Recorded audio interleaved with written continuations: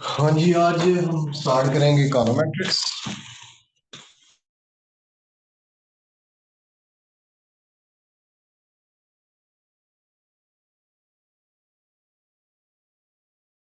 पढ़ा और स्टैटिस्टिक्स को जो इम्पोर्टेंट उनके चैप्टर्स थे उनको हमने डिस्कस किया। अब हम पढ़ेंगे इकोनोमेट्रिक्स। इकोनोमेट्रिक्स का जो फर्स्ट चैप्टर है इंट्रोडक्शन, वो डिस्कस करेंगे। और उसके बाद सेकंड, थर्ड एंड फोर्थ, इसके जो फर्स्ट सिक्स चैप्टर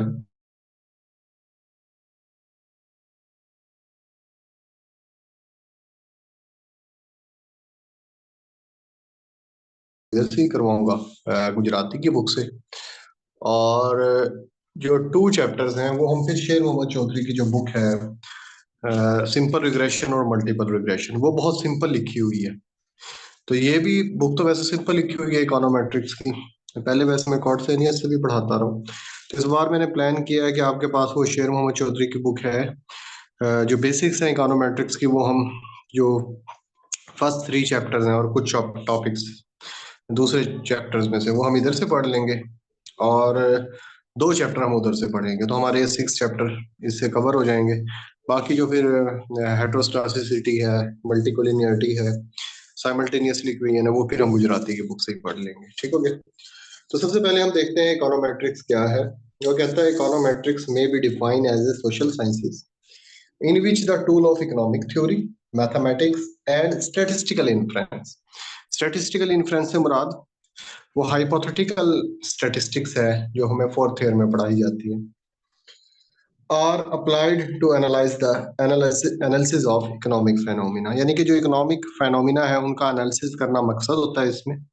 और अप्लाई हम क्या करते हैं, इकोनॉमिक्स की थ्योरी अप्लाई करते हैं, मैथमेटिक्स के रूल्स अप्लाई होते हैं। और जो स्टेटिस्टिकल इन्फ्रेंस है, जो स्टेटिस्टिक्स की मैंने टू टाइप्स आपको पढ़ाई थी, एक descriptive statistic and inferential statistics. Descriptive भी इसमें यूज होती है। इन्फ्रेंशियल स्टैटिस्टिक्स जब हमने हाइपोथेसिस को टेस्ट करना होगा, जो हम पैरामीटर्स को फाइंड आउट करेंगे, ओवरऑल मॉडल की जो सिग्निफिकेंस चेक होगी, वो सब की सब इम्पेरिकल, वो सब के सब स्टैटिस्टिकल इन्फ्रेंस से ही चेक होगी। तो इसको डिफाइन उसने ऐसे किया हुआ है, पहले पेज पर इसकी डेफिनेशन लिखी हुई है। गुजराती की बुक ऑनलाइन भी इजीली मिल जाती है, ऑड में भी होगी क्योंकि तमाम यूनिवर्सिटीज में ये पढ़ाई जाती है। या कोई भी बुक जहां से आपने इकोनोमेट्रिक्स पढ़ी हुई है, आप उधर से ये पढ़ सकते हैं। सेकंड डेफिनेशन वो पूछता है कि econometrics is concern with empirical determination of economic law, यानी कि इंपेरिकल डिटर्मिनेशन, यानी कि डेटा की मदद से जो इकोनॉमिक्स लॉ है उनको ये प्रूव करने में मदद करती है इकोनोमेट्रिक्स। हाँ जी, ये रिकॉर्डिंग इस वजह से ही करवा रहे होते हैं, ये लेक्चर इसी वजह से रिकॉर्ड होता है कि अगर कोई चीज़ आपकी स्किप हो जाती है, नेट नहीं है, तो आप इसको बाद में भी देख सकते हैं। हाँ जी, इकोनोमेट्रिक्स को मैंने आपके सामने डिफाइन किया। अब हम इसकी चलते हैं मेथोडोलॉजी की तरफ कि इकोनोमेट्रिक्स काम कैसे करती है, इसका क्या मेथड है। मेथोडोलॉजी ऑफ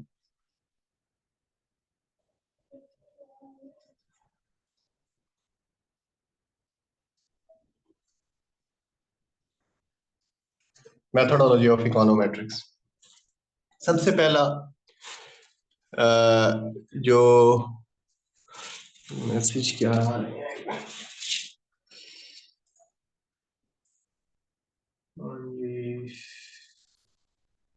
शेहजाद चौधरी की बुक पढ़ा रहे हैं सर।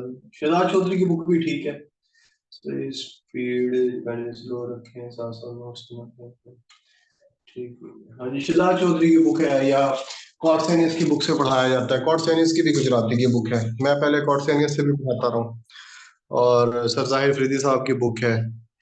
असल में जो लोकल आर्थर की बुक्स हैं, शहजाद चौधरी है या फरीदी साहब की बुक है, ये भी इन्होंने कॉर्डसेनियस या गुजराती की बुक से ही चीज़ों को आसान करके लिखा हुआ है, यानी कि इनके नोट्स कह लें आप।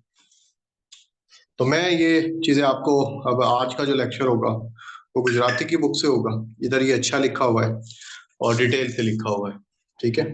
मेथोडोलॉजी ऑफ इकोनोमेट्रिक्स, इकोनोमेट्रिक्स में सबसे पहले हमने देखना होता है statement of theory, statement of theory और या हाइपोथेसिस।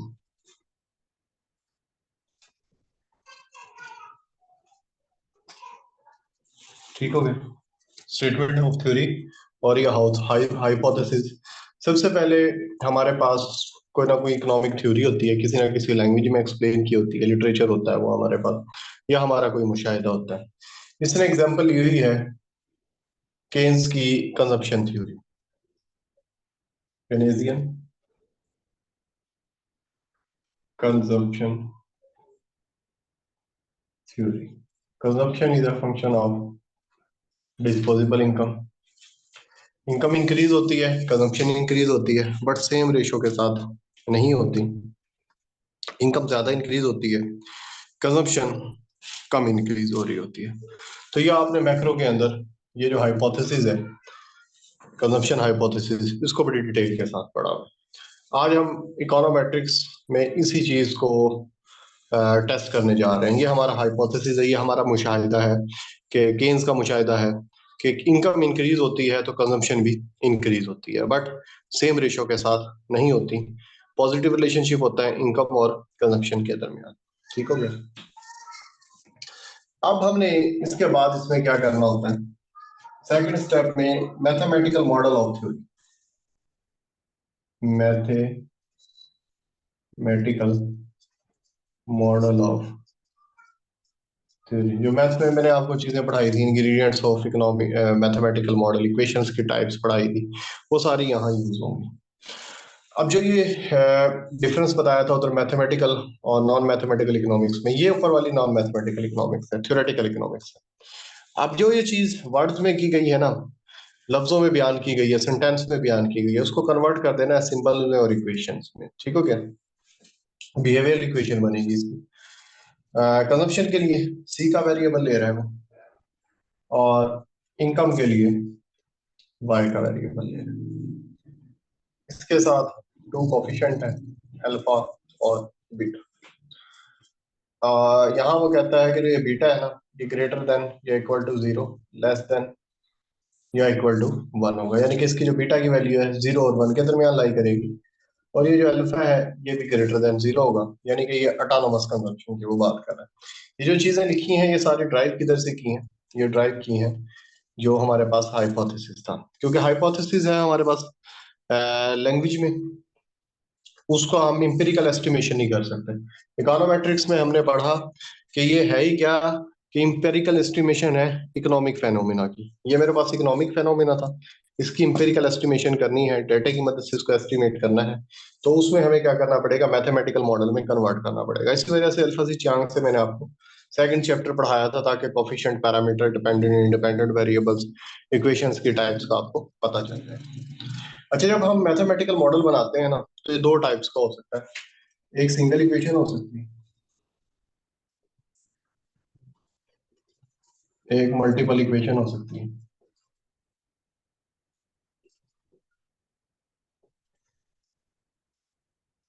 सिंगल इक्वेशन तो ये है जो कंजप्शन की लिखी हुई है। मल्टीपल इक्वेशन को जिस तरह हम साइमल्टेनियसली इक्वेशन कहते हैं, वो चैप्टर भी हम एंड में पढ़ेंगे। साइमल्टेनियसली इक्वेशन में क्या होता है, national income model, Keynes income, वो क्या है पूरा model, C is equal to A plus B Y,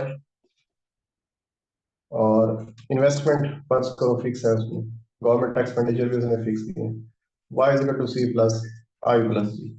ये हमारे पास मल्टीपल मल्टीपल इक्वेशन या साइमल्टेनियसली इक्वेशन आया। तो जो ये हम स्टेटमेंट ऑफ थ्योरी है, ये सिंगल इक्वेशन भी हो सकता है जिस तरह की ये है, हो सकता है ये पूरा इकोनॉमिक मॉडल हो जिसे हम मल्टीपल इक्वेशंस कहते हैं। अब ये जो रिलेशनशिप है होता है, इसको हम एग्जैक्ट रिलेशनशिप कहते हैं।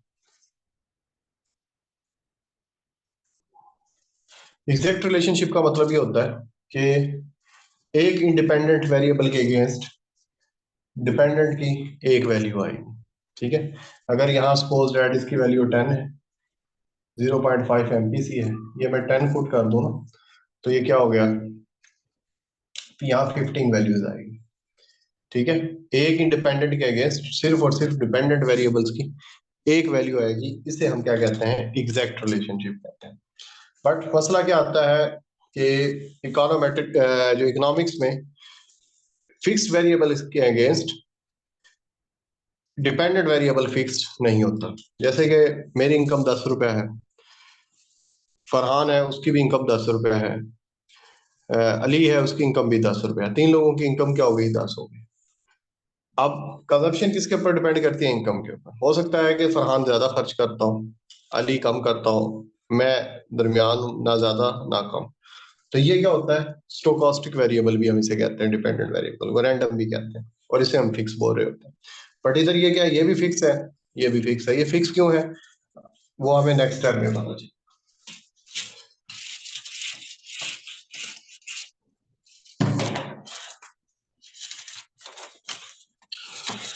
Specification of the econometric model of consumption, third step होता है स्पेसिफिकेशन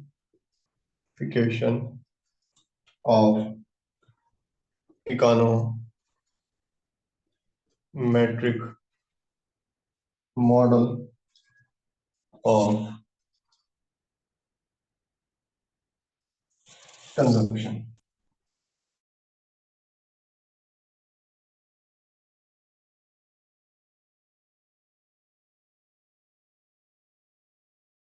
कि जो कंजप्शन है वो सिर्फ और सिर्फ इनकम के ऊपर डिपेंड नहीं कर रही होती, बल्कि और बहुत सारे फैक्टर्स के ऊपर डिपेंड कर रही होती है, जिसको हमने क्या किया हुआ है, इग्नोर किया हुआ है। ठीक है, consumption is a function of income, taste, fashion, age, gender. तो बहुत सारे ऐसे फैक्टर्स हैं जिसकी वजह से ये रैंडम इसका आंसर आता है। तो हमने तो यहाँ सिर्फ और सिर्फ इनकम ली हुई है, और बहुत सारे फैक्टर्स को हमने क्या किया हुआ है, निगलेक्ट किया हुआ है। तो उन तमाम फैक्टर्स को कवर करने के लिए जब हम इकोनोमेट्रिक्स मॉडल लिखेंगे, तो उसमें हम क्या करेंगे, C is equal to alpha plus beta Y plus error आ जाएगी। इस एरर को हम डिस्टरबेंस टर्म भी कहते हैं, एरर टर्म भी कहते हैं, रैंडम वेरिएबल भी कहते हैं, और स्टोकास्टिक वेरिएबल्स भी हम कहते हैं। एग्जैक्ट जब मैंने इक्वेशंस लिखी तो उसमें सूरत हाल क्या होती है, उसमें सूरत हाल ये होती है, ये हमारी इनकम है और ये कंजम्पशन है। अगर इनका मैं रिलेशनशिप बनाऊं तो इस टाइप का रिलेशनशिप है, अल्फा बीटा वाई, एक इनकम के अगेंस्ट एक कंजम्पशन, ये सिचुएशन होगी इसकी। बट इधर सिनेरियो क्या होगा, इधर इस तरह की डायग्राम,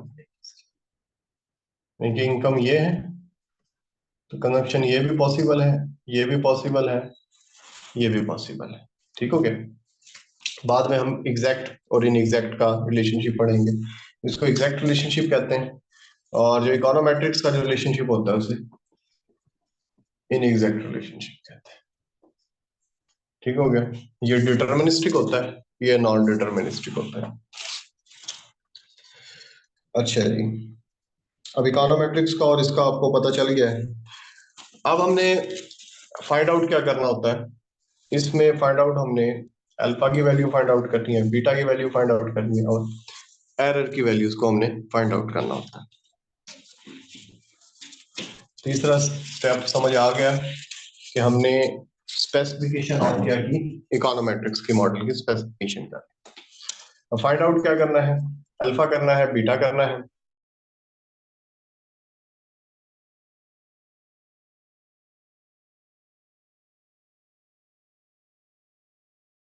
डाटा हम कलेक्ट करेंगे। डाटा क्या होगा, एक साइड पर कंजप्शन लेंगे और दूसरी साइड पर हम इनकम लेंगे और सर्वे करेंगे। अब जो ये सर्वे है ये 3 टाइप्स का हो सकता है ये time series data. Time series data में क्या होगा, यहाँ पर हम ईयर्स ले लेंगे, 91, 92, 93, 94, 95। इसमें हमने जीडीपी देखेंगे कि एक्चुअल जीडीपी क्या है कंट्री की, इनकम। कंजम्पशन, जीडीपी, ये ये हमारे पास डेटा आना शुरू हो जाए। ठीक हो गया। हो सकता है ये cross sectional data. Cross sectional data में क्या होगा कि एक पॉइंट ऑफ टाइम ले लेंगे हम, डिफरेंट इनकम ब्रैकेट्स ले लेंगे, lower income, middle income, high income, elite class, ठीक है, ये डिफरेंट लोकेलिटीज ले लेंगे। एक ही ईयर, एक ही उसमें ईयर्स में डिफरेंट लोकेलिटीज का कंजप्शन और इनकम को ले लेंगे, तो उसे हम क्रॉस सेक्शनल कहेंगे। अगर दोनों को मिक्स कर देंगे तो वो हमारे पास पैनल डाटा हो जाएगा। ठीक हो गया। अब हमने ये डाटा इकट्ठा कर लिया है। यहाँ पर हमारे पास कंजप्शन क्या है, वाई है, डिपेंडेंट वेरिएबल है, और इनकम क्या है, इंडिपेंडेंट वेरिएबल है। इनकी मदद से हम अल्फा, बीटा और अल्फा बीटा की वैल्यूज को फाइंड आउट करेंगे। अल्फा का फार्मूला क्या होता है, Y mean minus beta X mean, और बीटा का फार्मूला होता है summation X Y over summation X का स्क्वायर। एरर का फार्मूला होता है Y I minus Y hat. ठीक है, अब ये मैं बताता हूँ। ये फार्मूले मैं अभी ड्राइव करवाऊंगा आपको जब जब सिंपल और मल्टीपल रिग्रेशन पढ़ाऊंगा। असल में काम की क्या चीज है, हमारे पास वाई मीन होगा, तो वाई मीन मैं इधर से निकाल लूंगा क्योंकि वाई है मेरे पास। एक्स मीन चाहिए तो एक्स, एक्स वाई चाहिए वो भी मैं यहाँ से ले लूंगा। एक्स स्केयर है वो यहाँ से मैं यहाँ इसकी कैलकुलेशन कर कर यहाँ पुट करूंगा, तो ये मेरे पास अल्फा बीटा की वैल्यूज आ जाएंगी। ठीक हो गया। अब वाई आई क्या है, एक्चुअल इनकम, ये वाली जो मैंने कैलकुलेट की थी। ठीक हो गया। और वाई हैट क्या है, इधर बनेगा सी आई माइनस सी हैट, एक्चुअल कंजम्पशन और एस्टिमेटेड कंजम्पशन, यानी कि जो डाटा के अंदर कंजम्पशन दी गई है वो, और जो मैंने खुद कैलकुलेट की है, उन दोनों का जो डिफरेंस होगा उसको मैं क्या कहूंगा, एरर कहूंगा। अब ये एरर आता क्यों है, एरर होता क्या है, एरर को भी देख लेते हैं।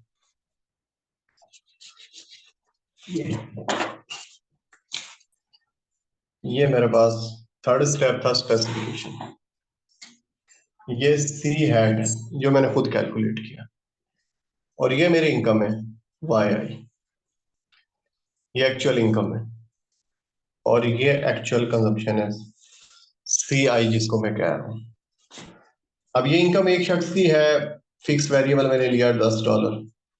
उस $10 एक शख्स की तो नहीं, काफी डाटा है हमारे पास जिसकी जिस तरह की मैंने एग्जांपल दी, अली की $10 इनकम है, तो हो सकता है कि वो ₹8 खर्च कर रहा हो, कोई ₹6 खर्च कर रहा हो, ये ₹4 खर्च कर रहा हूँ। ये मैं आपको समझाने के लिए समझा बता रहा हूँ। अब एरर कैसे निकालेंगे, सी आई माइनस सी हैट। अब सी हैट तो ये 6 है, सी हैट क्या है, 6 है, एक्चुअल क्या है, 8 है, 8 माइनस 6 2 आ गए। इधर क्या है, 6 माइनस 6 0 आ गए। इधर क्या है, 4 माइनस 6 -2 आ गया। अब जो एक्चुअल ऑब्जर्वेशन है वो एस्टिमेटेड लाइन से ऊपर भी लाई कर सकती हैं और नीचे भी लाई कर सकती हैं। ठीक है। अब जिनका डिफरेंस होता है वो एरर होता है। अब ये एरर आता क्यों है, एरर्स की रीजन ये है कि ह्यूमन बिहेवियर है, मैन टू मैन वेरी करता है। हो सकता है कि आपने जब डाटा कलेक्ट किया हो तब कोई प्रॉब्लम आ गया हो, लोग इंफॉर्मेशन सही नहीं देना चाहते, वो है। और उसके अलावा आपने बहुत सारे वेरिएबल्स ओमिट कर दिए हैं, सिर्फ आपने ये दो वेरिएबल लिए हैं, कंजम्पशन और इनकम। आपने टेस्ट को निगलेक्ट कर दिया, एज को निगलेक्ट कर दिया, फैमिली बैकग्राउंड को निगलेक्ट कर दिया, तो उस वजह से भी ये प्रॉब्लम्स आते हैं। तो हमने कैलकुलेट क्या करना होता है, अल्फा, बीटा और एरर को फाइंड आउट करना होता है। वो करते किस तरीके से हैं हम, डाटा कलेक्शन की मदद से। क्या करते हैं हम, चौथे नंबर पर डाटा कलेक्ट करते हैं। अब डाटा के दो सोर्स हैं, primary and secondary. Types of data मैंने आपको बता दिया, 3 टाइप्स का डाटा हम यूज करते हैं इकोनोमेट्रिक्स एस्टिमेशन में। एक को हम क्या कहते हैं, time series data, panel data और क्रॉस सेक्शनल डाटा, वो मैंने आपको समझा दी दिया। पांचवा स्टेप क्या होता है, एस्टिमेशन ऑफ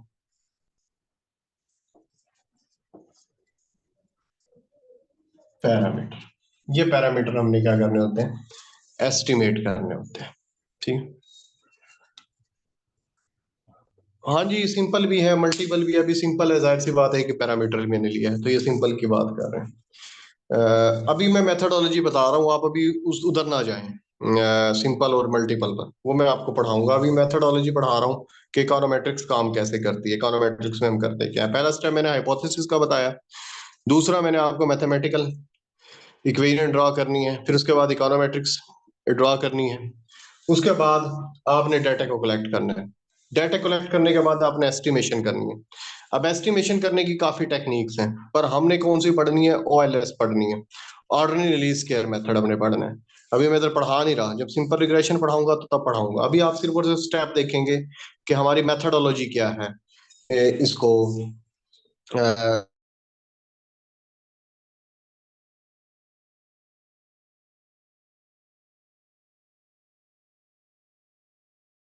डाटा है, वो टाइम सीरीज है, वो हमारे इंटरेस्ट होंगे, हम किधर काम।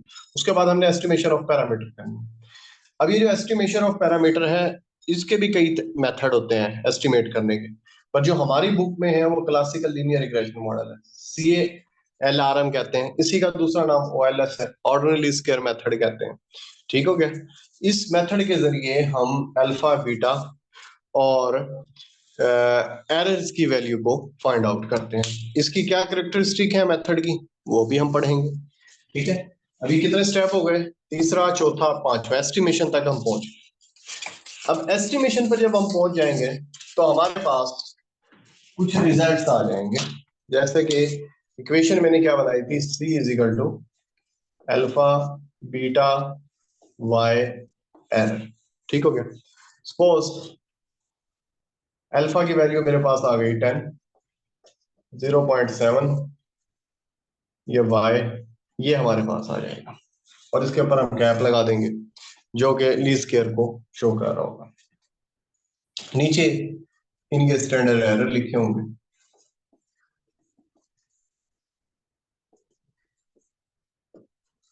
ये अपनी तरफ से मैंने लिख दिया है। ठीक हो गया, ये हमने कैलकुलेशन कर ली। अब हमने इसकी क्या करनी है, टेस्टिंग हाइपोथेसिस करना है, टेस्टिंग करनी। टेस्टिंग क्या है, तीन तरह की टेस्टिंग होती है। पहली इकोनॉमिक होती है, दूसरी स्टैटिस्टिक्स, दो ही बेसिकली होती हैं, इकोनोमेट्रिक्स, स्टैटिस्टिक्स, और इसी को इकोनोमेट्रिक टेस्टिंग भी हम कह लेते हैं, सेम ही है। इकोनॉमिक टेस्टिंग में हम क्या बात करते हैं कि जो हमने बात की थी कि कंजप्शन और इनकम में पॉजिटिव रिलेशनशिप होता है, MPC less than 1 greater than 0 होता है, इंटरसेप्ट पॉजिटिव होता है, APC ग्रेटर होता है, MPC लेस होता है। ये चीजें हमने चेक करना शुरू करेंगे इसमें। अब देखते हैं, ये पॉजिटिव आ रहा है, इनकम बढ़ रही है, MPC 0.7 है, ऑटोनोमस कंजप्शन 10 आई हुई है। ठीक है, अगर ये जवाब आ जाते हैं हमारे इकोनॉमिक्स थ्योरी के मुताबिक, जो जो हमने बात हाइपोथेसिस में की थी, ठीक है, फिर तो। अगर नहीं आते तो फिर दोबारा जीरो से हमें स्टार्ट करना पड़ेगा, या थ्योरी में मसला है, या डाटा के अंदर कोई मसला है, या एस्टिमेशन टेक्निक के अंदर मसला है। सपोज हमारे रिजल्ट्स ये ठीक आ जाते हैं, ठीक हो गया, फिर हम देखेंगे स्टैंडर्ड एरर को। अभी मैंने आपको पढ़ाया है डिस्पर्शन, तो मैंने क्या कहा था कि स्टैंडर्ड एरर क्या होना चाहिए, कम से कम होना चाहिए, यानी कि डिस्पर्शन क्या हो, कम से कम हो, तो वो बेहतर रहता है। ठीक है, अगर ये डिस्पर्शन ज्यादा आ जाए तो फिर प्रॉब्लम ये आता है कि जो हम हाइपोथेसिस बनाते हैं ना, टेस्टिंग हाइपोथेसिस, टी टेस्ट हम जब अप्लाई करते हैं, तो डिनोमिनेटर बड़ा होने की वजह से नल हाइपोथेसिस एक्सेप्ट होने के चांसेस ज्यादा हो जाते हैं, और फिर जो हमारी एस्टिमेशन है उसके रिजेक्शन के चांसेस बढ़ जाते हैं। ठीक हो गया, तो टी टेस्ट में स्टैंडर्ड एरर्स का एक बड़ा इंपॉर्टेंट रोल होता है, क्योंकि टी की वैल्यू फाइंड आउट करने के लिए हमारे पास बीटा और स्टैंडर्ड एरर हमारे पास चाहिए होता है। तो एस्टिमेशन के बाद जो हमारा स्टेप होता है नेक्स्ट, वो क्या होता है, हाइपोथेसिस टेस्टिंग। हाइपोथेसिस टेस्टिंग हम दो तरीकों से करेंगे, इकोनॉमिक टेस्टिंग और स्टेटिस्टिकल। इकोनॉमिक्स में जो जो हमने बातें की हैं उनको चेक करेंगे, और स्टेटिस्टिक्स में हम जो हमारे हाइपोथेसिस क्राइटेरिया हैं उनको उनको हम सेटिस्फाइड करेंगे। अभी हम पढ़ेंगे बाद में, अभी मैं पढ़ा नहीं रहा, वो सिर्फ ये बता रहा हूँ आपको। अगर यहाँ तक हमारा सारा काम ओके है तो फिर हम नेक्स्ट मूव होंगे। नेक्स्ट हम करते हैं फोरकास्टिंग और या प्रिडिक्शन के लिए यूज करें। जो गुजराती ने एस्टिमेशन दी हुई है वो इसने दी हुई है, तो कहता है कि बाय 2006 माइनस इसका जो वो आया हुआ है ना इंटरसेप्ट, वो माइनस में आया 59 प्लस 0.72 और ये इसकी x, ठीक है। तो वो कहता है ये कैलकुलेट किया हमने, ये एमपीसी, ये हमारी इनकम है, ये हमारी कंजम्पशन है, और ये क्या है, वो है क्या कहेंगे इसे, इंटरसेप्ट है। वो कहते हैं इसको आप फोरकास्टिंग के लिए यूज कर सकते हैं। फोरकास्टिंग के लिए कैसे यूज करेंगे, आप सपोज कर लेते हैं नेक्स्ट ईयर जो मेरी जीडीपी होगी ना वो होगी 11,319। जब 11,319 मैंने इधर पुट किया तो ये क्या प्रिडिक्ट कर रहा है, ये कैलकुलेशन कर लेंगे 0.7 को इससे मल्टीप्लाई करेंगे, ये माइनस हो जाएगा, तो मेरी जीडीपी जो आ गई, जो मेरी कंजप्शन आ गई, ये तो जीडीपी पुट किया है ना,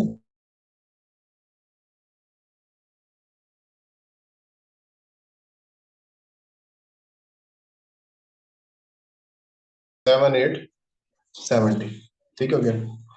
ये मैंने कब प्रिडिक्ट किया, 2005 में कर, 2006 आ गया। 2000 जब 6 आया ना, तो उसमें जब मैंने एक्चुअल अपनी कंजप्शन देखी, तो एक्चुअल कंजप्शन इधर थी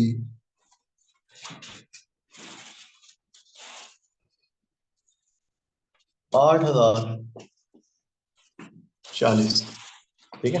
ये मैंने कब प्रिडिक्शन की, क्योंकि मैं फोरकास्टिंग प्रिडिक्शन कर रहा हूँ 2005 में। मैंने कहा कि जो मेरी जीडीपी है ना वो इतनी होगी 11,319, वो मैंने इसमें पुट की, तो एक्सपेक्टेड कंजप्शन जो मेरी आ गई वो कितनी आ गई, 7870 रुपये। पर जब 2016 2006 में मैं गया एक्चुअल, तो कंजप्शन कितनी थी, ये थी, ये क्या हो गई, एक्चुअल हो गई, और ये मैंने क्या किया, एस्टिमेट की थी। तो अब इसकी मदद से मैं क्या निकालूंगा, एरर निकाल, Y I minus Y head, Y आई कितना किया,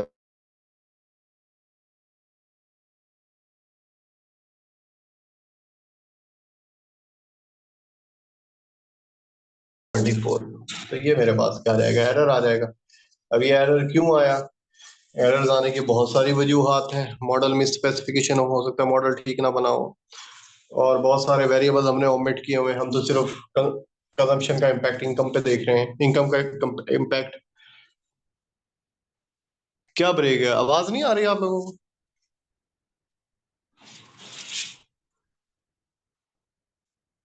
नहीं, सिग्नल तो बिल्कुल ठीक आ रहे हैं।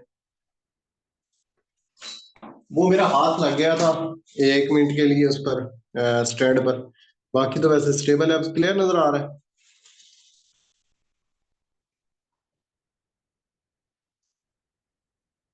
नहीं, अब आपको नहीं नजर आ रहा? अच्छा।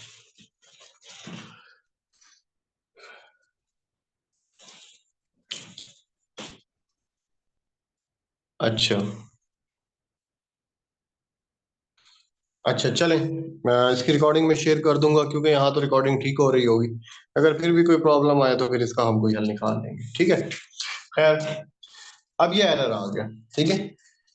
ये किस वजह से आया है, ये जो मैंने रिजल्ट डिस्कस की उस वजह से आया है। अब इसको हम किस लिए यूज कर सकते हैं, use of model control policy purpose के लिए यूज कर सकते हैं। एटवां स्टेप क्या है, जब प्रिडिक्शन ठीक हो रही है, use of the exact 100% accuracy इसमें नहीं आती।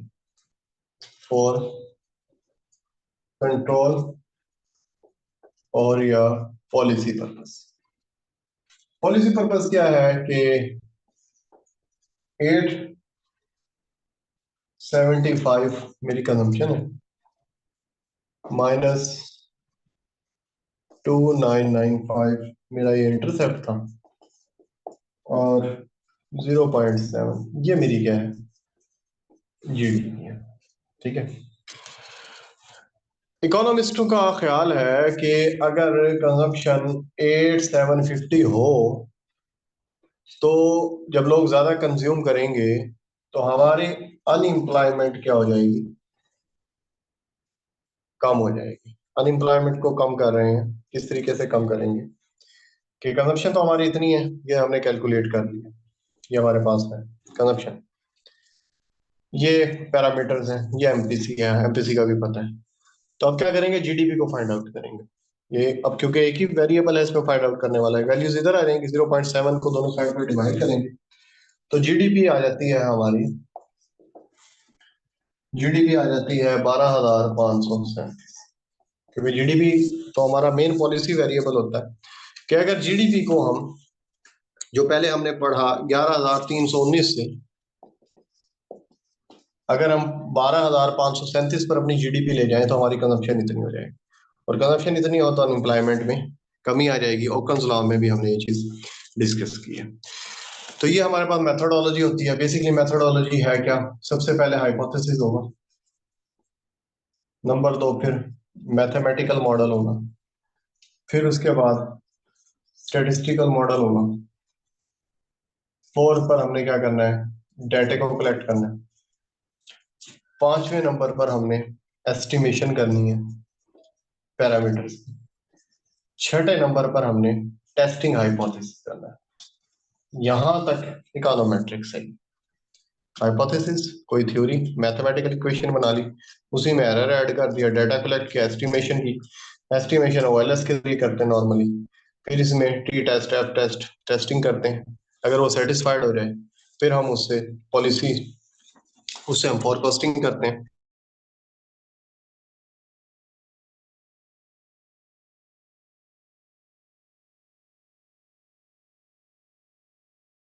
मकसद था इसको पढ़ने का कि हम इसको पढ़ते क्यों हैं, इस मकसद के लिए हम इसको पढ़ते हैं। इसको कहते हैं methodology of econometrics.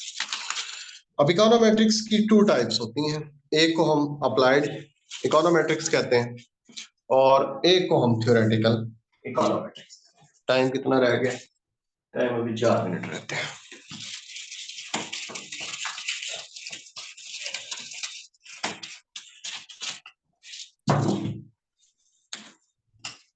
Types of econometrics, 2 types होती हैं, थ्योरेटिकल